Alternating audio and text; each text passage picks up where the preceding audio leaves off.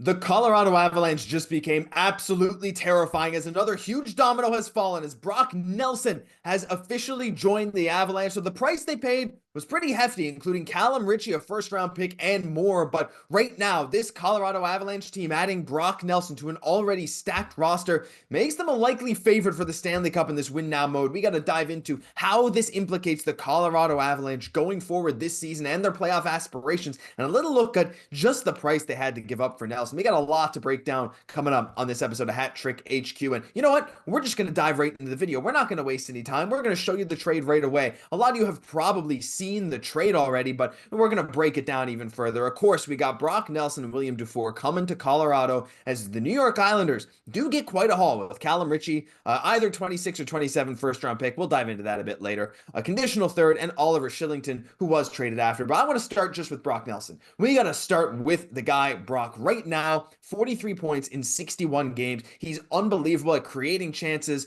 scoring chances 5-on-5, rush chances, things like that. He's a veteran, 33 years old, but he's 6'4". He has a ton of offensive upside. Mark, looking right now at his career numbers, his stats this season, coming into this Colorado lineup, likely coming in and playing the 2C, this lineup looks scarier than, like somehow scarier.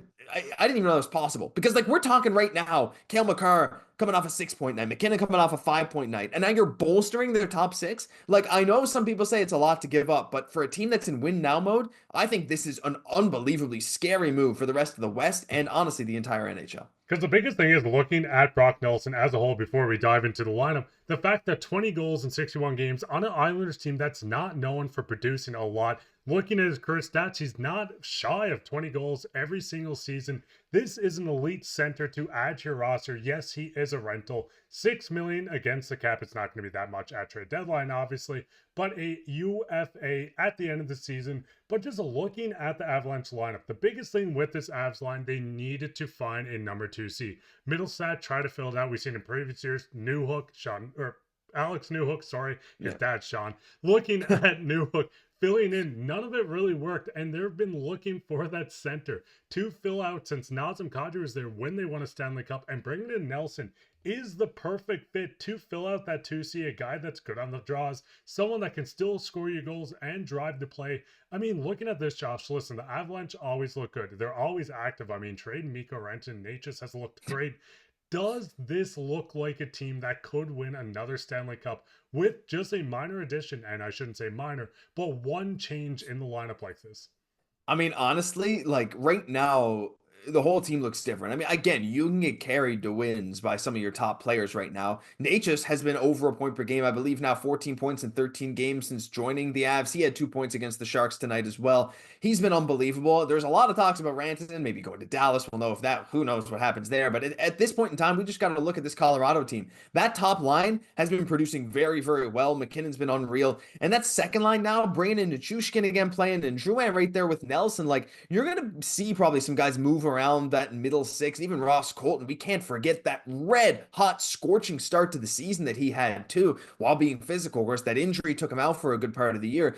But like even Casey Middlestat, like having him as your 3C is unbelievable. Their center core right now is legit crazy. Like even Jack Drury there as that 4C is like, that's more than good. And in a couple of years, it's going to look even better. So right now, like with the D core as well, honestly, not being too bad. Of course, Makar and Taves is always going to be unbelievable. With Blackwood's revelation in net after trading away Georgiev, Mark, I don't really see any clear weaknesses in this team. I think, look, I know it's a lot to give up. We'll dive into what they have had to give up. But like to me, this is the slam dunk kind of deal you have to make when you're in win now mode. And this is the kind of move that turns you into a high level team into like a top level team if they weren't there already. And the biggest thing is trade deadline's not even over. We could see them go out and still make another move to maybe try to bolster the bottom end of the defense appearance. I mean, to me, it looks outstanding. Liljegren was just picked up from the New York Rangers, but maybe adding one more depth guy could fill it out a bit. I know Colorado Avalanche fans love a lot of their bottom six guys, so maybe you don't even touch it. But Josh, just kind of putting it out there, could you see the Colorado Avalanche maybe go out and say, hey, we want to make one more trade?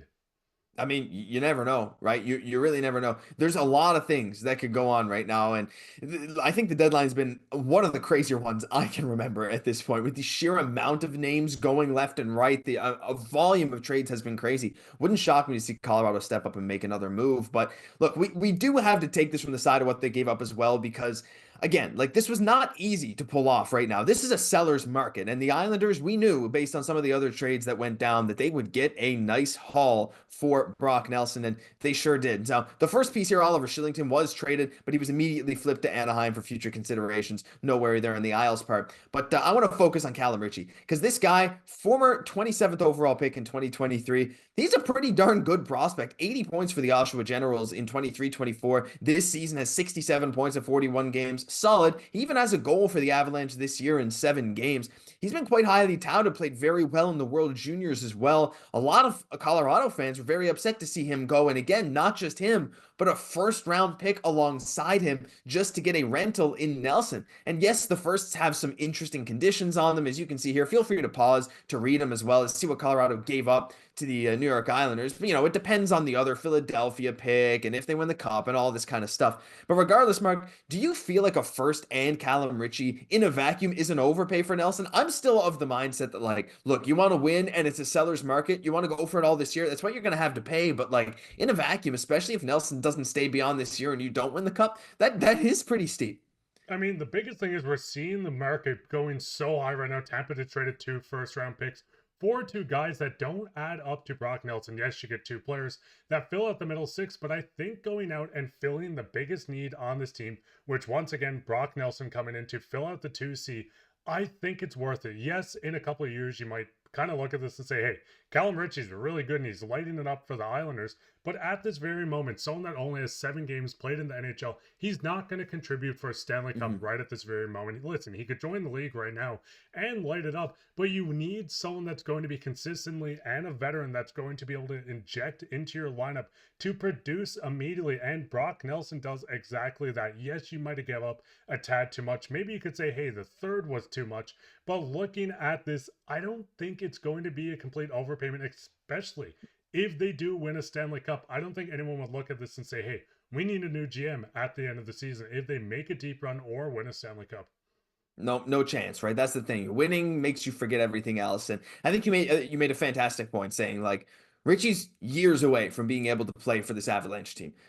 You are in your win now mode right now. You just traded for Necas. Again, you got to deal with his contract status soon. I don't believe it's this offseason, but, like, you got some question marks coming up in the future, and your cap is, like, it's getting tight, right? But you know what you're getting with Nelson. You might be able to get him on a little discount. Who knows if he wins? There's a lot of question marks around the Avalanche right now, but one certainty, Richie's not about to help you win a cup this year. Nelson is. You pay a premium for, but we'd love to hear what you guys have to say down below. This is a crazy trade. The deadline has been unbelievable. We got all kinds of news, videos coming out for everything that's happening this trade deadline. So if you want to stay up to date, hit the subscribe button down below. We'd really appreciate it. That'll do it for this episode of Hat Trick HQ. If you enjoyed, like I said, hit the subscribe button or even just leave a like on a video. We really appreciate you being here. I'm Josh Gosse, my co-host, Mark Pye. We'll catch you in the next one.